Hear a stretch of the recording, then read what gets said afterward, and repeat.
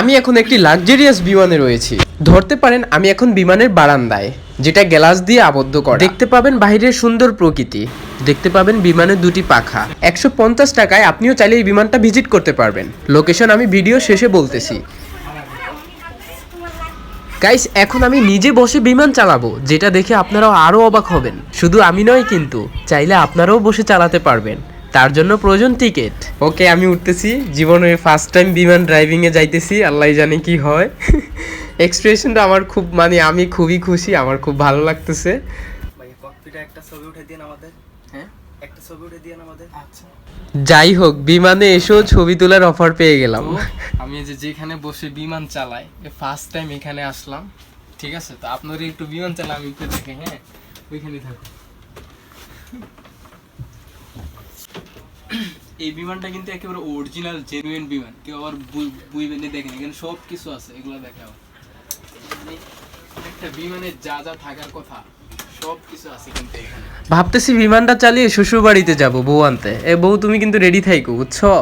মানে একেবারে এখনো রানিং আছে, এইটাও নড়তেছে, মানে সব কিছু নড়তেছে, কিন্তু এগুলো নড়তেছে। দেখছেন, মানে একেবারে অরিজিনাল জেনুইন বিমান ছিল এটা। বিমান চালানোর স্বাদ। এইটাও ঠিক আছে না? এইটাও কিন্তু ঠিক আছে। এটা দেখো, এদিকে দেখো, এই যে দেখতেছেন এটা। এই বিমানটা চালাইতে গেলে কিন্তু দুইজন লাগে। হ্যাঁ, একজন মেন যে চালায় সেটা থাকে, আর এটা সাইড ইফেক্ট, মানে দুইজনই থাকে আর কি। ও নো, সব কিছু কিন্তু ইয়ে করা, রানিং করা।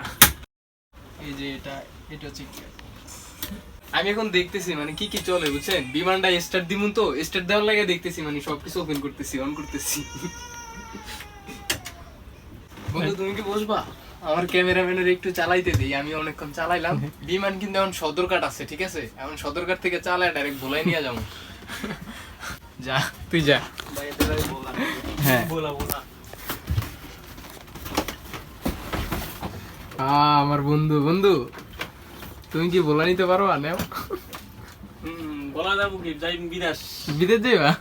কোন দেশে নিতে আসছো বিমানটা? দুবাই নিতে আসছো? বাহিরের লোকটা কিন্তু সে আইতেছে। একটু পিছন থাকে, আমরা কিন্তু এসির ভিতরে আছি, দেখছো? এসি চলে ভাই, আমরা কিন্তু এসি বাসায় আছি। ভিআইপি বিমানে। তো আপনারা এখান থেকে খাবারের মেনু পেয়ে যাবেন, যেখান থেকে আপনারা যেটা মন চায় ওটাই পেয়ে যাবেন, ওটাই খেতে পারবেন।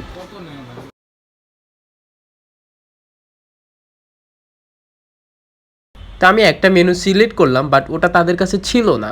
তো আমি তার সাথে কম্পেয়ার করলাম যে এখানে সবচেয়ে ভালো কোনটা হবে। তা আমি এখানে চিকেন ফ্রাইটাই, ওটা তো 6 পিস থাকে, তো আমি ওটাই ট্রাই করতেছি। বন্ধুর একটা বিষয় যে আমার বন্ধুর সানগ্লাস হারায় গেছে, একটা বাচ্চা সানগ্লাস রাইখা গেছে। ওর সানগ্লাসটা ছিল বাইরের। ওয়াও, সেই খাবারটা কিন্তু সেই টেস্ট, আর বাজেটটাও কিন্তু খুব কম। এখানে মেবি 250 টাকা নিছিল 8 পিস। মানে এত টেস্ট হয়েছে যা বলার বাইরে। আমি অ্যামাউন্টটা কম তাই বলতেছি না, বাট ওকে, খাওয়া দাওয়া শেষ, তো এখন ওয়াটার খেলে আর কি কমপ্লিট হবে। By the way, location Agargaon metro station, বিমান বাহিনী জাদুঘর, যেটার ভিতরে আলাদা একটা বিমান রয়েছে যার টিকিট রয়েছে 100 টাকা। এভরিওয়ান, আমরা এই যে বিমান থেকে নামতেছি। তো আজকের ব্লগ এখানেই শেষ। সবাই ভালো থাকবেন, খোদা হাফেজ, আল্লাহ হাফেজ, সবাই সুস্থ থাকবেন, টাটা, গুড বাই।